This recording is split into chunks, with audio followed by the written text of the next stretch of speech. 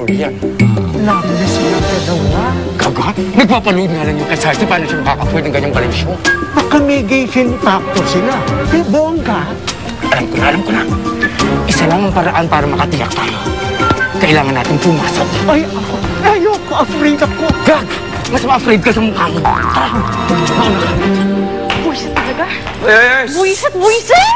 Hoy, ano nangyayari sa'yo? Nag-away ba kayo ni Tony Boy? Hindi naman si Tony Boy eh.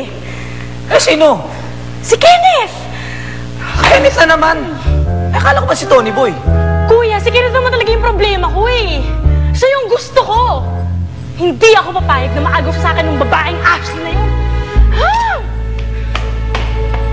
Sino na naman si Ashley? Oh, bakit ngayon ka lang? Ano pa bang gagawin ko?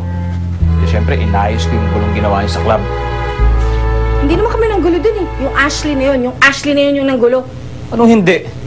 Nananahimik yung Ashley. Kayo ni Mandy nag-umpisa ng gulo. Ano ba kasi problema nyo, ha? Lalo ka na, ano ba problema mo? Ako? Oh, Anong problema ko? Ito. Ito ang problema ko. Kenneth, ayoko na maging ganito. Ayoko na magpanggap. Ayoko na i-date si Mandy. Ayoko na maging pare-pare mo. oh bakit ka nagkakaganyan? Eh kasi ayoko na nga yung ganito. Tao ako, Kenneth. Nasasaktan din ako. So ano sinasabi mo? Gusto mong bumalik sa pagkabakla, ganon? Oo. Oo, Kenneth. Bakla ako. Bading. Sirena. Badush. At kung totoong kaibigan mo ko, di ba tatanggapin mo yun? Di ba hindi mo ako kakahiya?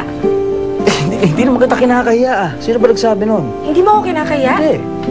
Pinagpapanggap mo nga akong lalaki. Hindi ako lalaki, Kenneth. Babae ako.